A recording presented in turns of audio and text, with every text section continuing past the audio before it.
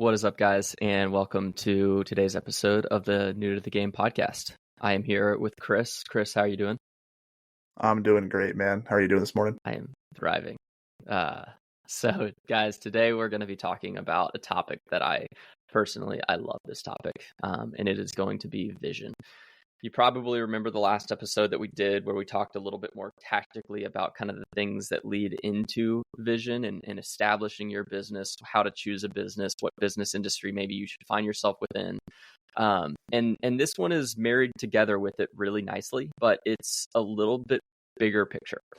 And I'm going to talk a little bit about why vision for a company is extremely important, and almost vision more so for yourself is extremely important, especially as you're establishing a company.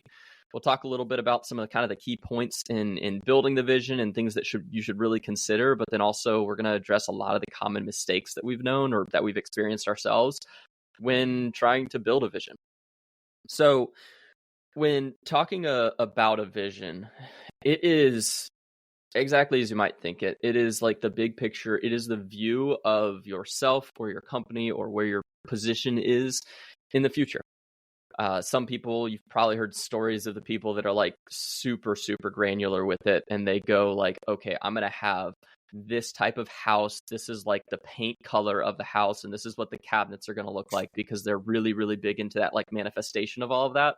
We're not necessarily going to go so hard in that direction, but we are going to talk about why it is really important to be able to actually determine where you might want to be. What is the reason that you're doing this endeavor? Like, you've probably heard like the whole like start with why, like identify why you're here in the first place and why you're doing this. And that's really what goes hand in hand with vision. Because again, most of us, if you're like any young person nowadays that's wanting to start a business, there might be a lot of ambition behind it. Others, it's more out of just pure absolute desperation because you can't find work, or you just got laid off of your job and you're trying to find a good solution. Or maybe it's because you've been prodded on by a bunch of people and they're like, oh man, you should totally start a business and blah, blah, blah, blah, blah. Vision is critical to have it be your own, because at the end of the day, if you are on a mission, if you are doing something and you are headed in a direction with some kind of picture or goal in mind, if you do not have the ability to be able to really truly articulate what that is, what so easily tends to happen is that you find yourself in a place where you are extremely and very easily influenced by whatever anyone else tells you. That falls in the business influencer circle. That falls in the circle of not really being able to make good quality decisions within your company because you're not really sure what you're making the decision for. You're just kind of looking at maybe, okay, I'm just going to build a healthy business. Not that that's a bad thing, but why are you building the business in the way that you want to? Some people say, I want to build my business because I want to scale to the moon and I want to make multiple millions of dollars. And they're building their company in a way that doesn't really align with that because they're still operating like a single man shop that's not really establishing a bunch of systems to be able to like actually scale that and hire people and to build the necessary framework for a company to be built to that size. Other people are literally just trying to earn six figures in a year, and that's like a lifelong goal for them. I guess nowadays it's more like a little bit more than that to actually survive. But let's be honest, to try and build a company that is with every effort to make it just something that you can earn a reasonably good living off of and be able to do the type of work that you love, it's very easy to slip into the opposite mindset, which is like, oh, I need to systematize everything. I need to like get the right CRM in place, and I need to take care of all of these like very meticulous logistical foundational pieces of my company, when that can actually sometimes interrupt your ability to build a more simple type of company that doesn't demand all of that heavy duty structure. So it's really critical for the vision to belong to you. It is the picture of, I mean, for me, like my personal vision, I'm not trying to make necessarily millions of dollars. I mean, it could very well be that I build healthy enough companies where that happens, but my vision is probably smaller than that compared to a lot of people. My vision is a little bit more focused on earning in that probably $200,000 to $400,000 a year range and being able to make a great living for my family, but also really be able to live as simple of a life as possible. I'm not trying to be the massive CEO of 10 companies. I'm not trying to have an organization that's 100 people strong. It's just not really in line with the type of person that I want to be right now. So other people will have different visions, and it's really important to be able to talk about that. So, Chris, I'd be curious to get your thoughts on this, because I know that you've been a person, you have a vision board. You've talked a lot in your past about kind of that life that you're working to be able to create as you've started your business. So how would you describe your approach to establishing your vision as you've seen it, and just as kind of, again, more in line with the way that you approach this? Yeah, absolutely. So the hardest thing for me is when I sit down and I think about this, it's so easy to get completely overwhelmed by where you want to be in a year or 5 years or 10 years or 20 years. And it's simultaneously important to look at where you want to be in 10 years, 20 years, later down the road, later in life. But at the same time, at the end of the day, what you need to know is what you want to do today or tomorrow or next week or in the next 2 weeks. So what I've always done is I always try to keep in my head and on paper and on a vision board where I see myself in the future and how that breaks down piece by piece by piece to what I need to do today. Because as someone that struggles with, like, all of us have had those days where you work for 6, 8, 10, 12 hours and you feel like you didn't get anything done. So what I've tried to do is break down my vision and my goals all the way down to the granular tasks of what do I need to do today. So what that looks like for me is if I say, hey, in 5 years, I want my company to make X amount of dollars. I want to have this many employees. I want to have this many trucks. I want to have this many people. And I want to be making X amount of dollars. What does that look like in annual revenue? What does that look like in monthly revenue? How many jobs would I have to be selling or doing or completing or producing to get to that? And what do I have to do now to get to that point? So to give you a good example, in my company, I'd really like to be at a point where my top crew leads are making 6 figures plus, and I can retain and keep and have winning level employees. And I need to make sure that if that's happening, that they have enough work, they have enough jobs that were profitable enough to pay their salaries. So I have to look at, okay, break that down into those employees making this much money equals the company making this much money equals selling this much work equals having this many total crews on the road. And what do I need to do today to make that happen? So one of the mistakes I made in my old company was not building systems that support the goals that I wanted. So I had those big, huge, long-term, big picture goals, but a lot of the things I was doing day to day were more about survival than where I wanted to be in 5 years. And I spent so much time focusing on the now that I forgot what I wanted in the future. Or I spent so much time thinking about the future and trying to build those plans for 5 years down the road that what was happening day to day, affecting today and next week, slipped up. So when I start talking about vision and goals and where I want to be in a few years, I think it's important to remember that you have to set goals for where you want to be and where you want to go and what you want to do. But you have to make them in a way that allows you to break them down into bite-sized pieces that you can accomplish now. I mean, it's like the age-old quote, like running a marathon starts with taking the first step. Making $1 million starts with making the first $10 in the first sale. And it's hard because you want to set goals and have a vision that is accurate to where you want to be, but it also has to be attainable. And that's definitely a hard dichotomy sometimes. Yeah, and I love that approach, because it's just, I don't know, it allows you to make it as real as possible today. Because I mean, it's vision can sometimes be ambiguous. Sometimes it's actually helpful to have it be a little bit ambiguous, but to be able to say, okay, this is actually where I want to be. So how can I make sure that today I'm actually walking in that direction? Like, am I actually, if I want to run a marathon and I'm in the marathon, am I actually making sure that I'm like lined up in the correct race with the correct grouping of people? Or am I with the group of people that's supposed to be running an ultra or maybe a 5K?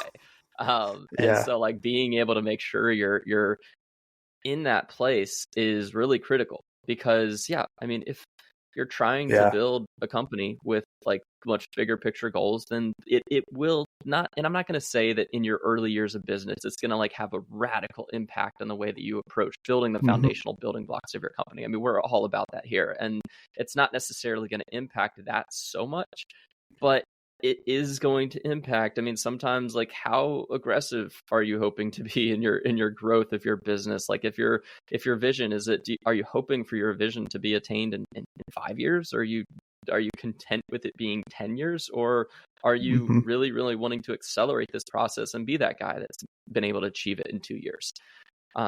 Another thing that I think is really, really important for me is being able to, this is I would put this in the common mistake section, but basically being able to, I guess I wrote it as like disregarding the impact your vision may have on your family. What I would almost sort of rephrase that into, because that's a massive part and that's a subject in itself, sort of, but it's also like Yeah. being bold enough to be able to count the cost of your vision.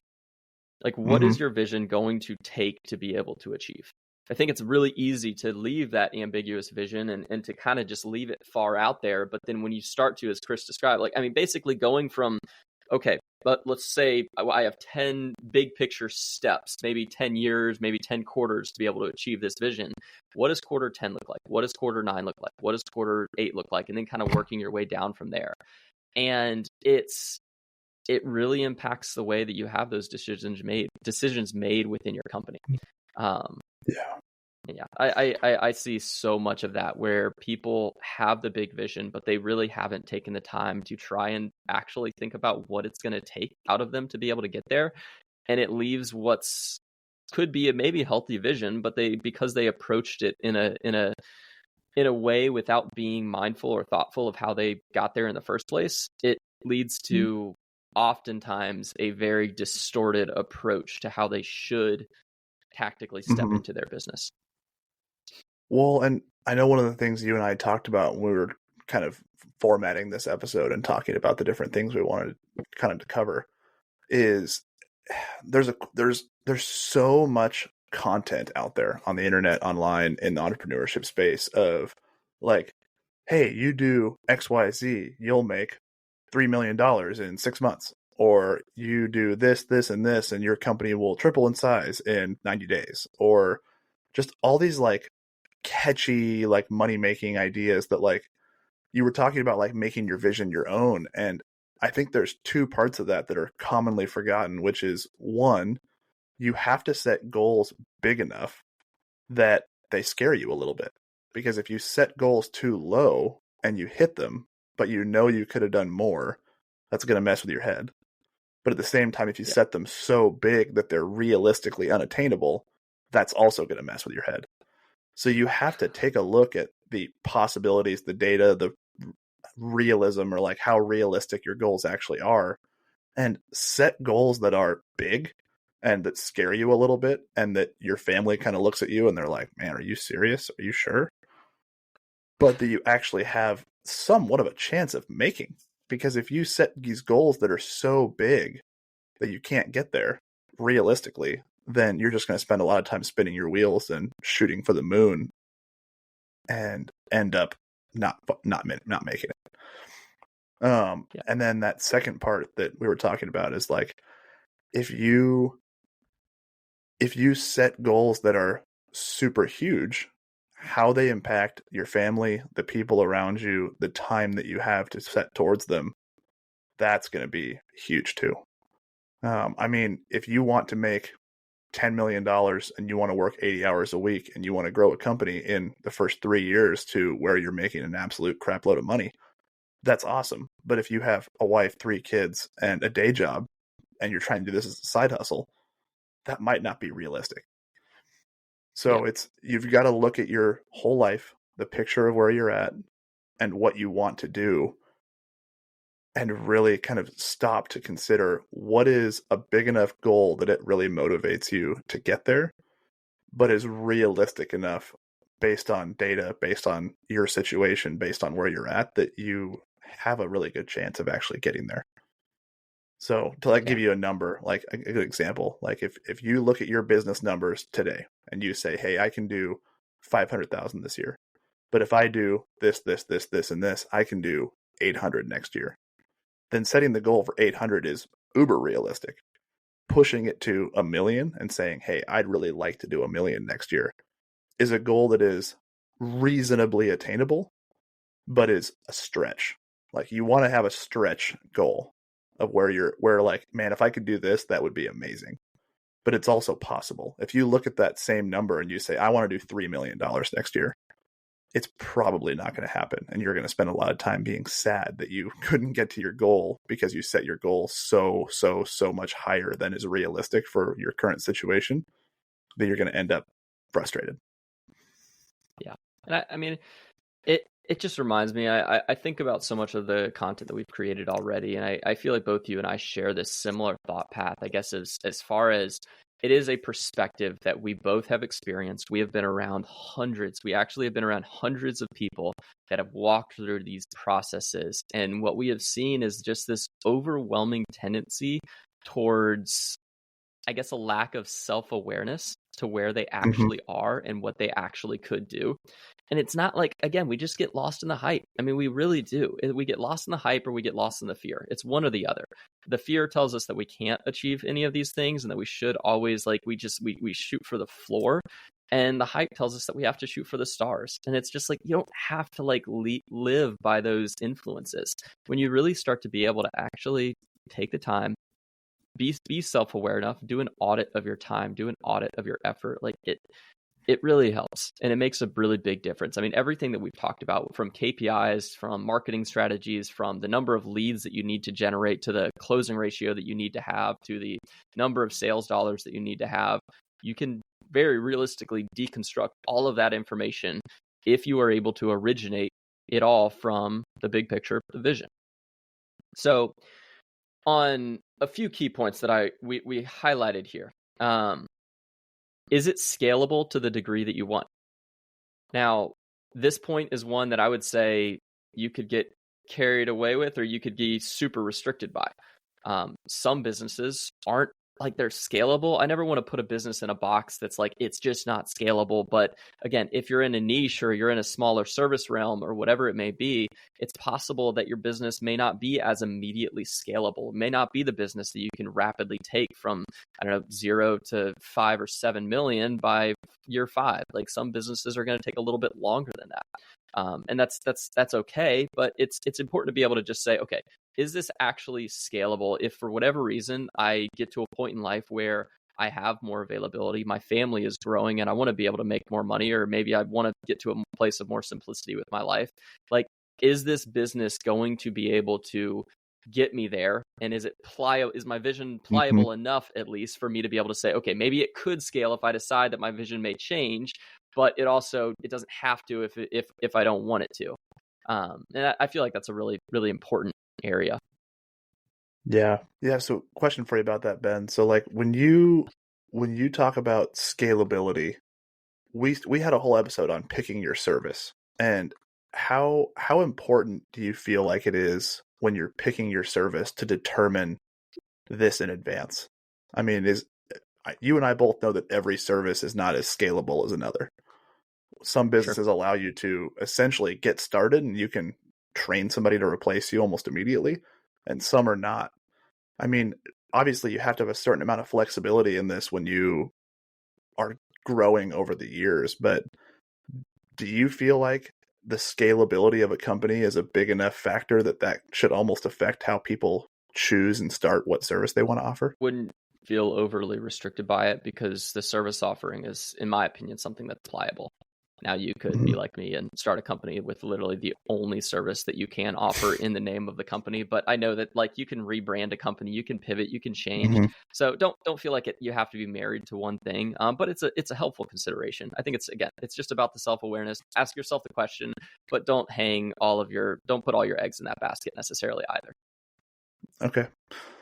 Yeah, and one of the things I always think about when I kind of talk about this too is, like, when you're setting up your company, setting your goals, and you're looking at your business, there's kind of a twofold part to this point, but how easy it is to train people or employees to replace you in the future, And by replace you, I mean replace you in the field doing the actual service, replace you in the office doing the office work.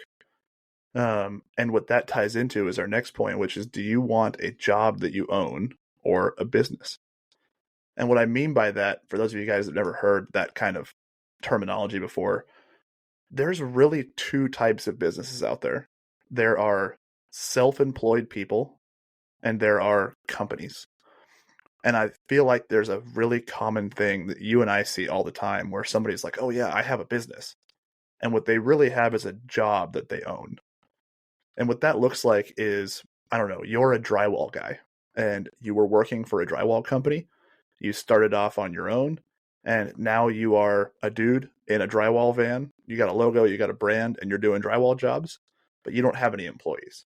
So at the end of the day, you are both doing the work in the field, you are doing the office work, you're sending out estimates, you're sending out taking in leads. And at the end of the day, until you train somebody to replace you in one of those capacities, what you really have is a job, not a company. And all of us have been there. I mean, Ben, I know you've gone out and you've laid plenty of lawns, and I know that I've built plenty of decks and cleaned plenty of roofs. But at the end of the day, we're both at a point now where we predominantly run our business and have people doing the majority of the work in the field. So when you're thinking about your vision for the future, factoring in how simple, easy, straightforward it is to either find somebody or train somebody to do one or multiple portions of your job can have such a profound impact on where you're going to be in the future. Obviously, if you're an electrician and you can't just pick somebody up and train them to do your job in a few months, that makes it harder to replace that position than, for example, my business where like I do predominantly exterior maintenance and cleaning. So I can actually feasibly train an employee to do most of the main services we offer in 3 to 6 months. So if I can find somebody who's 20-something years old, strong back, not afraid of heights, and is honest, reliable, shows up to work, that employee can theoretically replace the majority of my field work in 6 months.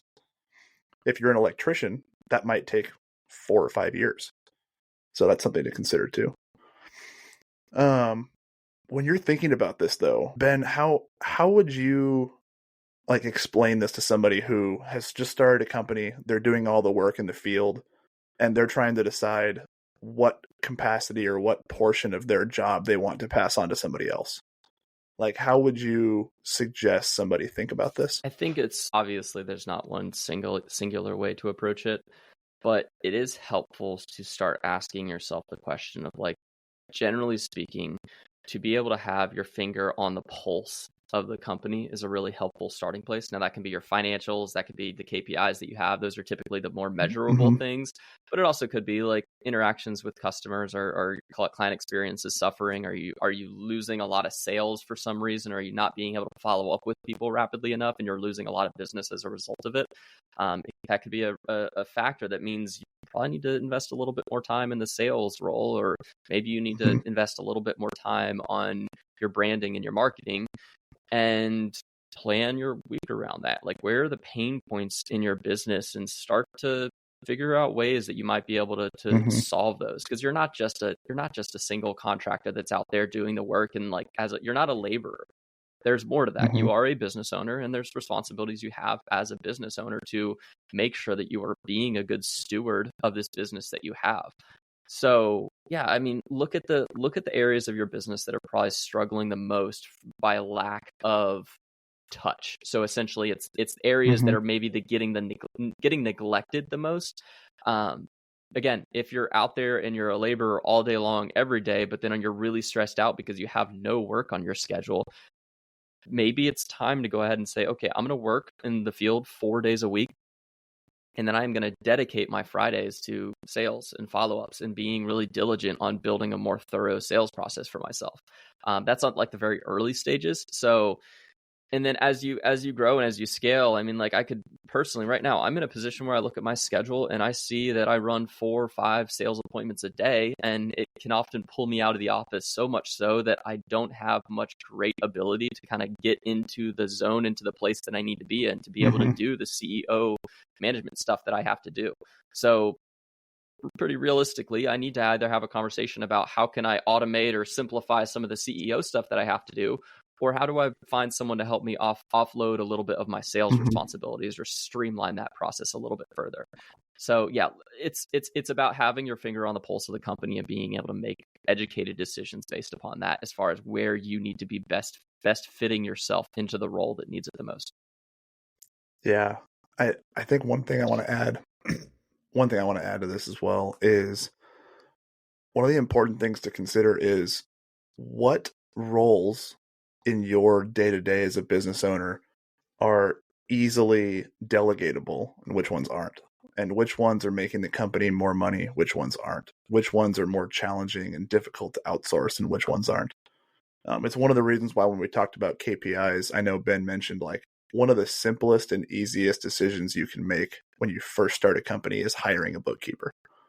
Because if you are spending 10, 15, 20 hours a week doing a job that most bookkeepers can do for $20, $30 an hour, like categorizing transactions or inputting data or cataloging receipts, is that really a good use of your time when you could be theoretically either in the field making $50 to $100 an hour or in the office doing your CEO job that is theoretically worth $100 to $200 an hour?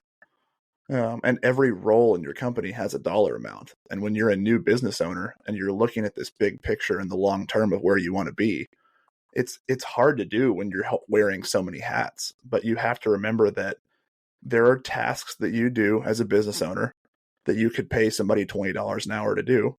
And there are tasks that you have as a business owner that you cannot pay somebody $20 an hour to do. So you might have 4 different jobs in your company, and one of those jobs might be a $20 an hour job, and one of those jobs might be a $50 an hour job, and one of those jobs might be a $100+ an hour job. And in the grand scheme of your vision, your goals, and where you want to see your company in the future, picking those things that are higher level, high priority tasks and outsourcing or hiring or delegating those lower priority tasks can have such an impact on your ability to be more efficient and productive at those $100+ an hour tasks. And obviously, as a new business owner, when you're just starting out, you're a 20-something-year-old that bought a pressure washer, put it in the bed of their pickup truck, and bought a squeegee and an applicator, and you're out there cleaning windows and pressure washing driveways.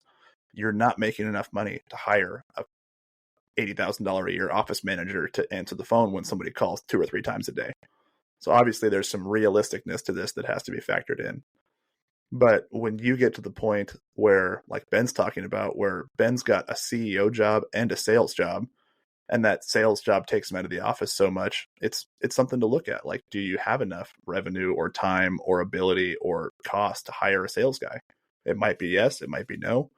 Or if you're in my shoes, I have an enormous amount of office work that I'm trying to either hire or train somebody to do, so that I have that 20 or 30 hours of answering the phone and sending emails and reviewing estimates and following up with people outsourced to somebody else so that I can be focusing on bigger priority tasks. Or maybe if you're still doing the 50-50, I'm in the field half the time, in the office half the time, maybe that's hiring one more field employee so that you're not in the field at all. And it's such a hard thing to sit down and look at, because as a business owner, you want to do everything. Learning to look at the big picture of where you want to be and what delegation that's going to require is such a hard thing to do, especially when you're new. Because one of the hardest truths in business, I know you'll agree with this, Ben, is that you have to acknowledge at a certain point that nobody will ever do your job as well as you do in any capacity. Everything from answering the phone to selling jobs to physically doing the work, it's very hard to find another person that you truly feels like does anything as well as you do as the guy that has their name on the truck and on the door. And that's definitely a hard reality to acknowledge. Don't get me wrong. Yeah. You're going to find some rock star stellar employees out there, but expecting everybody to be a clone of the way you do things is a recipe for being disappointed and sad. Yeah. And I mean, I will say, I mean, I have found people that are better at me than at, like, my project manager is much better at me than project management than I ever was. So like that there is some give and take there. But yeah, it is important just to be able to accept the fact that you might see a decrease in the quality of performance. Your KPIs might take a hit in certain areas, but if it allows you to be more efficient, I mean, I would rather have 2 salespeople that sell 70% of what I'm able to sell, but now I'm selling 140% of what I was selling before. So like that's a win. So being able to just, yeah. What did I say? Did I say 140? Oh, okay. Yeah. Yeah. So, sorry. With that being said, you cut out for a second. Sorry. Did I? Oh. So with that being said, I want to talk I'm going to address a few of the common mistakes. We've already addressed a couple of them, but I'm going to go ahead and high level highlight a few of them, and I'm going to kind of rapid fire our way through these. And then just we'll close out the episode talking a little bit more about the importance of community in all of this as well. So common mistake number 1, aiming for ease. If your entire motivation in life is to have an easy life and to sit on the beach and to not have to work anymore, that underlying motivation can very easily scream a characteristic of it would be bold to say this, but almost a characteristic of laziness. It's like your desire is to be able to live a life where you can one day be lazy and be a bum. You have to be careful with that. I don't want to necessarily say that, like, yes, making good money is going to make your life easier, but to be able to be driven by the process as opposed to the just ultimate desire to have as much ease as possible, it can very quickly bleed into the way that you approach business. It can push you into being a person that makes bad decisions because you're hoping for the easy as rapidly as you possibly can get it, and it can really twist the way that you approach business. Again, I don't want to say that like it's a terrible, evil thing to have a vision where like your life is easier at the end of it. We all do want that to some degree, but you have to be very careful down that route because it can get you into sketchy territory sometimes. The other point that sort of goes with that is trying to moralize your vision. I wrestled with this a lot. I mean, I'm a Christian guy, and there's very, very easily influence for the principles that you believe as a Christian to bleed into the way that you approach your business. And that's a very healthy, good thing. I think you should be an ethically and value oriented person. And I believe that's a good way that I can steward my business well. However, it's very easy to treat your business like it's moral and like it has to have a certain moral character to it, as if in the same way that you do. And it prevents you. It's almost like you're personifying your business. And when you do that, it can make it extraordinarily difficult to make the necessary but very hard decisions that you have to make in business. Decisions that involve laying off people, letting go of people, firing people, making decisions that impact people's families. Knowing when you need to be able to make a decision that says, okay, I'm going to declare bankruptcy because my business is not headed in the right direction. And being able to actually make that decision, knowing that it could lead to a bunch of people potentially being quote unquote screwed over by the impact of your company. And I think we have to be very, very careful in how we approach that. Because again, at the end of the day, when you try to moralize your business and personify your business, it can really inhibit your ability to make good quality decisions that are ethical, in my opinion, that are still hard because you allowed some voices typically in your head or surrounding you to influence the decisions that you made for the business that were actually meant to be made for the business in a healthy manner. So, Chris, you had written this one out, talking about the aiming small for fear of aiming big. I think we sort of touched on that a little bit. Was there anything else you'd want to really add to that point, though, just talking simply about how you can aim too small or sometimes aim too big when it's influenced by fear? No, I think we talked about this earlier. But what, like I was saying before, the hardest thing that you have to do is look at where you want to be and set goals that are a stretch. Because if you set goals that are too big, it's a recipe for being disappointed. If you set goals that are too small, it's a recipe for feeling like you had more in the tank and you didn't use it. It's Yep. just like my coach, when I talk about running marathons or ultras or training for a half Ironman, one of the things he has said to me before the last couple events I've completed was finish with nothing in the tank. Push yourself to the point where when you cross the finish line, however long that is, whether it's a 5K or a 50K, finish without anything in the tank. Because the one thing that you'll never regret finishing, but if you cross that finish line of a 5K or a 50K, whatever size of race you're doing, if you feel like you had more, it's a disappointment. Even if you finished it, you completed it, you crushed it, even if you beat your PR, but you had more, you're going to feel to a certain extent like you had more to give. And I think the same thing applies when you're setting your goals. If you set a goal too big, I mean, if I go to a 50K and say, hey, I'm going to finish this in 3 hours, that's ludicrous. Nobody does that. Or if I say, hey, I'm going to start a business tomorrow and it's going to do $3 million by the end of the year, that's probably a stretch.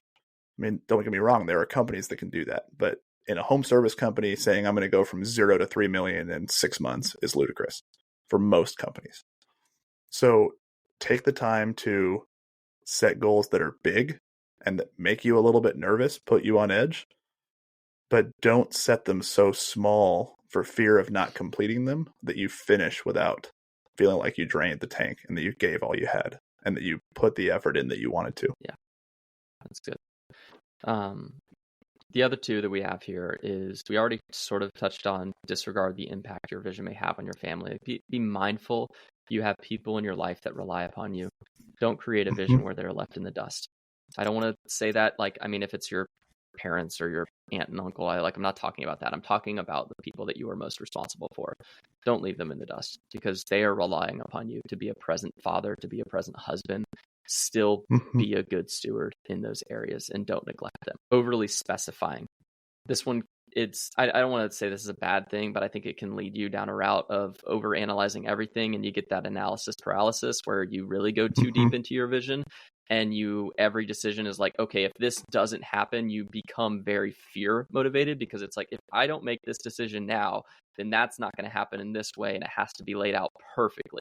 Like, allow pliability to your vision because it needs to be able to recognize the actual fact that like there are factors that are outside of your control that you have to be willing to surrender and allow to influence your vision and impact your vision, but without harming the direction that you're going necessarily. So the last point, and Chris, I'll kind of let you wrap it up here, but talking just simply about why the people you surround yourself is critical to achieving your vision. You and I have both been in great circles where we've had really, really quality influences in our lives. We've also been in circles that weren't necessarily as great. So how would you summarize that, just talking in closing about why it is so important to be able to have people that can help you reinforce that vision? Yeah, man, that could be a whole episode in and of itself, of talking about why community and why coaches and why friends and why people that are walking the walk or shooting for what you want are so important. But what I would summarize it with two things. One is the classic quote of the people that you spend the most time around are who you become. So if you want to be a successful business owner, hang out with successful business owners. If you want to run marathons, hang out with people that run. If you want to build a home service company that is profitable and that isn't a giant drag and that turns your hair gray and puts you into a place of being sad and frustrated every day, hang out with people that are doing the same. And there's so many facets to this we could talk about, so many different points. But I think at the end of the day, one of the reasons you and I are doing this, Ben, is to have a community of people that are doing the same thing as us. People that are just starting, people that are wanting to grow, people that are wanting to get to a better place, people that want more. And surrounding yourself with those kind of people and people that are both ahead of you and going through what you're going through right now in the day-to-day is so important. I mean, you and I have a bunch of mutual friends that are doing this that we talk to on a regular basis. I mean, how many times per week do we talk to other guys that are doing the same things we are? I mean, for me, it's every day. And I think for both of us, it is. Yeah. And surrounding yourselves with people that have both been through similar struggles as you, are actively going through the same struggles as you, are working through the same issues, trying to solve the same problems, trying to have the same kind of growth, have similar goals and values, is just so important. Because if you don't have that, the way I would compare it to is if you're a runner and you want to run a marathon, but you spend every day hanging out with people that would rather play Call of Duty or go to the mall or go to the movies, you're probably going to feel less motivated to go on your run. Whereas if your friends are people that are also wanting to run a marathon and also wanting to train and also wanting to stay in shape, you're almost by default going to be more successful at reaching that goal. Just like if your goal is to grow a business or start a business or scale a business or build something for yourself and for your family, if you are surrounded by people doing the same, you are almost by default or by osmosis, or however you want to say it, going to accomplish that more readily. And that is the reason that we're doing what we're doing. We want to reach people, provide value, build a community of people that want the same thing as us. And to be able to provide value, to be able to build that community, and to get people around each other who are striving for the same goals and to build the same sort of things. And there's so much value in that. So much value. Good. Anything you want to add before we wrap this up? I mean, that was well said. Awesome. Well, thank you guys for listening. If you made it this far, we appreciate you. If you want to hang out with us, talk to us, be part of the community we're building. We are on Apple, Spotify, and YouTube for our podcast at New to the Game. And we are on Facebook. We're on Instagram. Come find us. Come follow us. But most of all, where we are really trying to build this community and get people around each other is on Skool. If you're unfamiliar with Skool, it's a community kind of classroom format app/website where you can build communities around whatever you're interested in. We have a Skool community called New to the Game, and the link will be in the podcast show notes, the YouTube show notes, and you can find it on our Facebook and on our Instagram. We would love to have you. It is completely free. This is not some sales pitch. We are just trying to get you into our community to come hang out with us, learn with us, grow with us. We're posting content there pretty regularly. We're posting all these episodes so you can find them easily. But we're also building out courses, building out programs, and doing live calls on Zoom. Just a way to get people around each other that are building and growing the same way we are. And we would love to have you.